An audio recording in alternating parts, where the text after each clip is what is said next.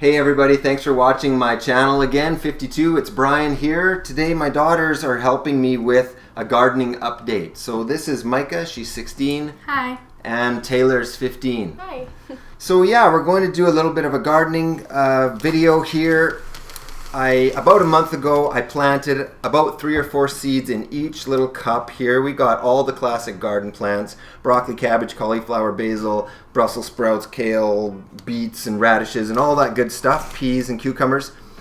And so yeah, about 3 seeds in each cup. I put this rack in my windowsill with a cheap fluorescent light, nothing, nothing high tech. And so these have been growing for about a month. And then about a week ago, I planted some more, so they're just starting to grow. And even in another container, I started planting some baby guys there. So we've got plants growing at different stages. The problem is I can't put these plastic cups in the garden, right? I need to get the plants out of there. So what we want to do is create some biodegradable plant pots, and we've never done this before. We've never even planted vegetables before. This is our first time trying, so here we go. So I'll get the girls to explain a little bit about how they're building these pots. So Micah, what are you up to there? I'm gonna make the holders for the biodegradable cups. So I need a can from the cupboard, string and scissors, and you need to make the same shape as the can, making a loop and tying it for Taylor to use. Easy peasy, tie a knot. Okay, so then Taylor's got that. What did you do, Taylor? We just took some pieces of cardboard and we're folding them into circles, and we're gonna put the string around them so that they stay in place.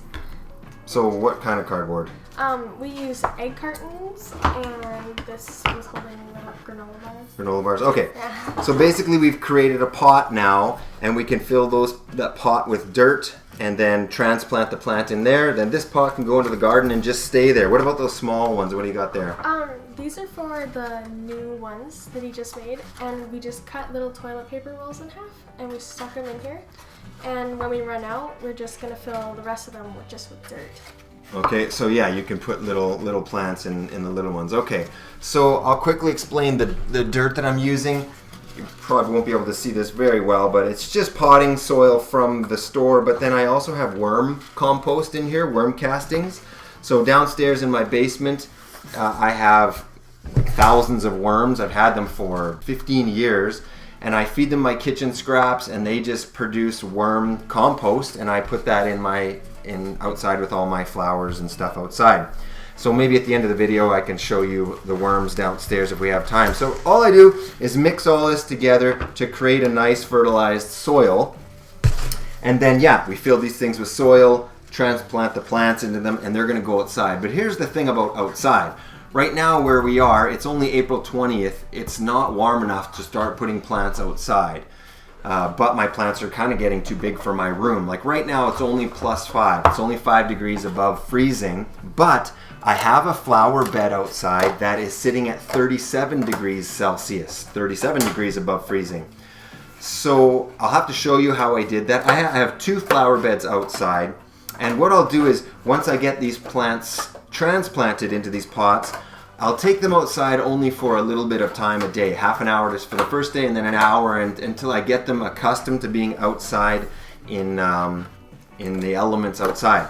So let's go take a look at the flower beds outside so I can explain what I've done there. Okay, so the first garden I'll show you is the hay bale garden. So I bought these bales in the winter, and I've arranged them on the ground in a way so that I can access. There's a path all the way around, and even in the middle here where I can stand and access any part of the garden. So the hay bales, the idea is that they hold water really, really well. Once you get them wet, you don't have to water very often.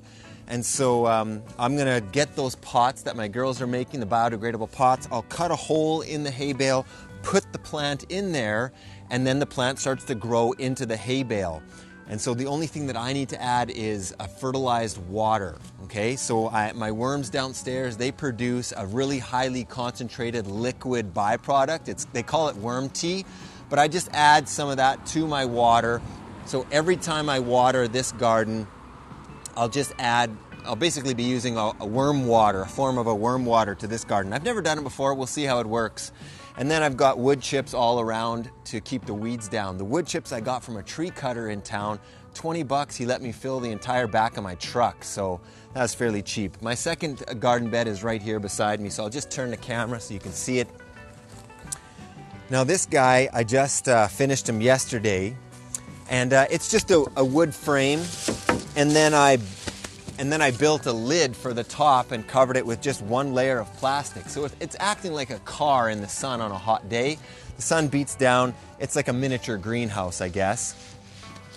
And so it's very warm inside. I have the thermostat or the thermometer reader inside there, and it's really, really warm inside there. So I'm gonna put the plants in there in a warm environment and let them get used to the light and take them back inside. And every day I'll leave them out longer and longer until I can leave them overnight. And then I'll start adding dirt and compost. So this is gonna be a dirt compost garden. That's the hay bale garden, and we'll see which one does better. I'll quickly show you my worms, and that'll be it. So here's where I keep my worms, and normally this whole setup is in the furnace room in the dark, but I brought it into the light here. And so you start with these trays. It's called a worm hotel. You start with these trays. There's 6 trays, so I don't know if I can lift this off here. But yeah, that's a tray down there. So you start with the first tray, and you put food scraps, the worms, and some paper in there, and they eat that and produce poop, and you keep filling that tray up, and they keep eating down there. And when it gets full, you set on tray number 2 that's empty, and all of these trays have holes in the bottom. So then I start putting all the food scraps and the paper in tray number 2, and when they're done eating in tray number 1, they crawl upwards into tray number 2, and then 3, and then 4, then 5, then 6. So most of the worms, like 90% of my worms, are in this tray and in the top 2 trays eating the food that's left over. And there might be a few worms cleaning up, but when there's no food down here, they all migrate up. So once this last one is full, which it almost is, you can see, and then I'll be able to lift this off, grab the bottom tray, which is mostly worm compost, take it outside and put it in my garden. And so if I was to lift this up here, well, let's lift up this one and see how many worms we see. Yeah, there's some worms hanging out there. See here. Yeah, there's some there as well, but there's lots. I can see them on the top there. And I know if I start digging through here, I'll see thousands and thousands of worms just right in here. If you really want to. Anyway.